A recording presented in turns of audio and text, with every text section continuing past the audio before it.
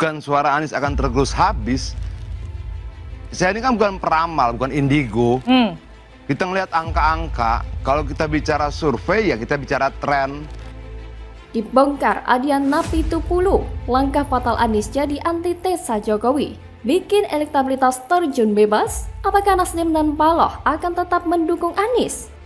Ditulis oleh tim redaksi jurnal dikutip dari berbagai sumber. Halo, kembali berjumpa dengan suara Fani Bakri di channel Jurnal 45. Dari bulan ke bulan, dari survei ke survei, tren Anies turun terus. Kalau dia turun terus itu bukan salah Adian, itu bukan salah Jokowi, itu salah mereka dalam bekerja. Kalau kemudian saya katakan nanti kemungkinan cuma tinggal 2 calon, lalu ada yang marah-marah, menurut saya itu buruk rupa cermin dibanting. Itu loh.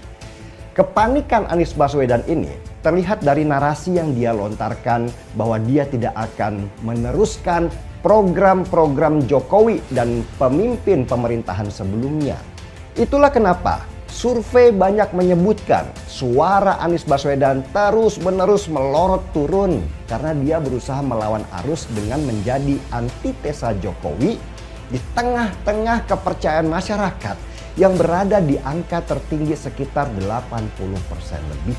Ini yang kemudian menurut beberapa survei, termasuk survei yang kita lakukan, bahkan survei Litbang Kompas yang terbaru, Anies itu bukan hanya turun, tapi makin kempes perolehan suaranya, kembali di posisi ketiga dan di bawah jauh dari Prabowo Subianto yang posisinya runner up.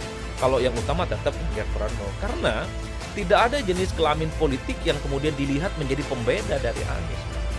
Kan itu yang sebenarnya fashion politiknya harus mulai ditunjukkan kepada Anies. Politisi PDI Perjuangan Adian Napitupulu baru-baru ini membongkar turunnya elektabilitas Anies. Menurut Adian, antitesanya Anies kepada Jokowi penyebab anjloknya elektabilitas Anies. Jika sudah begini, apakah Surya Paloh masih mau mengusung Anies untuk maju Japres? Sejumlah survei terbaru yang dilakukan oleh sejumlah lembaga survei menunjukkan elektabilitas bakal calon presiden Anies Baswedan semakin menurun. Ada 5 lembaga survei yang mengkaji elektabilitas bakal calon presiden. Hasilnya, Anies Baswedan berada di posisi ketiga di bawah Prabowo Subianto dan Ganjar Pranowo. Ini akan menjadi pukulan bagi Partai Nasdem dan koleganya, PKS dan Demokrat yang mengusung Anies Baswedan. Mau tidak mau mereka harus bekerja keras di 224 hari tersisa menuju pemilihan presiden 14 Februari 2024.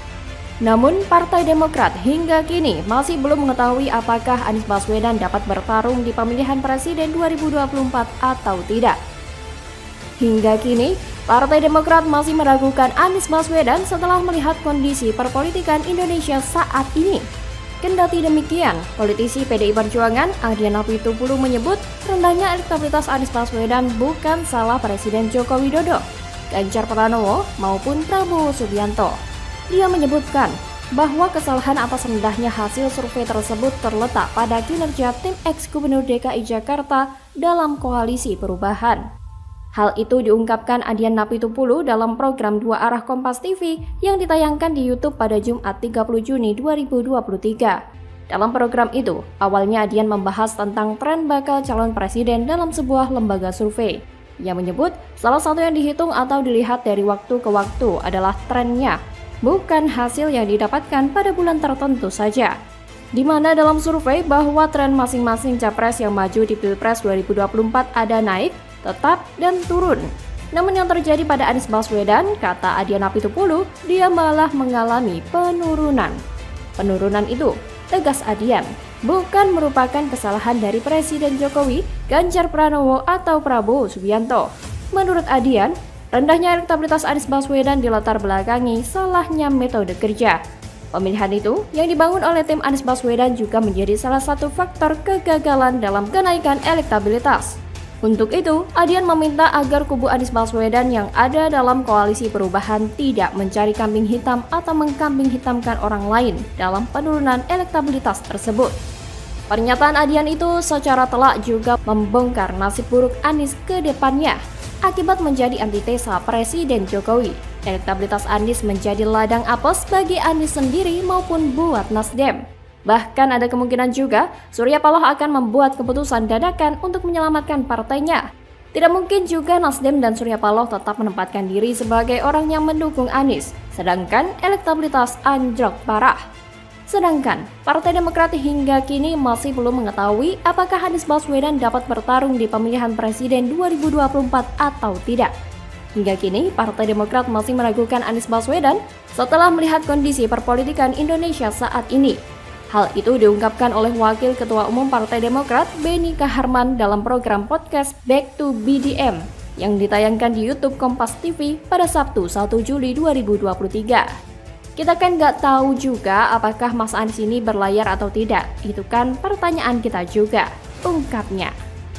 Menurutnya, jika Anies tak jadi berlayar di Pilpres 2024, Demokrat kemungkinan akan pindah haluan mendukung Ganjar Pranowo dari PDIP. Dan jika itu terjadi, nasib Anies dan Surya Paloh akan menjadi gelandangan politik.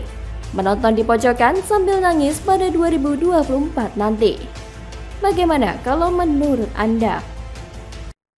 Waduh, wajah baru Rocky Gerung ungkap Anies Baswedan tidak pantas dipilih dalam Pilpres 2024, tamparan telak nih bos.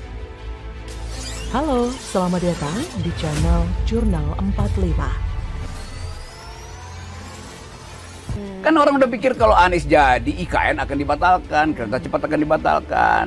Tapi sangat mungkin juga Anies bilang enggak, separuh-separuh. Nah di situ yang saya sebut tadi, Anies mau ngapain? Kalau separuh-separuh, mending kita dukung Pak Jokowi. Sekalian gitu sekalian aja kan. Itu jadi beban ini. Atau kasih Gibran aja kan. Ngapain pilih Anies kalau dia separuh-separuh?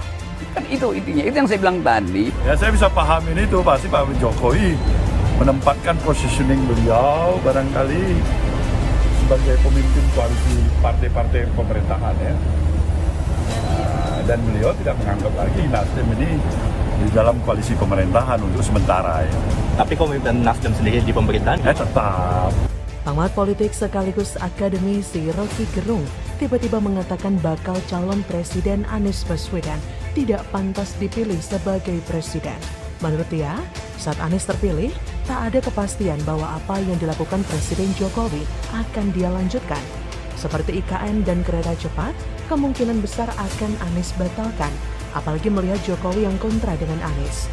Rocky bahkan menyarankan kalau tidak mau ada perbedaan dan Anies tidak tegas menunjukkan sikapnya, apakah melanjutkan atau tidak, lebih baik masyarakat memilih lagi Presiden Jokowi atau sang anak Gibran Raka Buming Raka. Ia menyebut istilah memboikot adalah cara menguji moral seseorang dan itulah elektabilitas yang sebenarnya. Ia pun menegaskan jika Anies pemikirannya di Pilpres 2024 hanya separuh-separuh.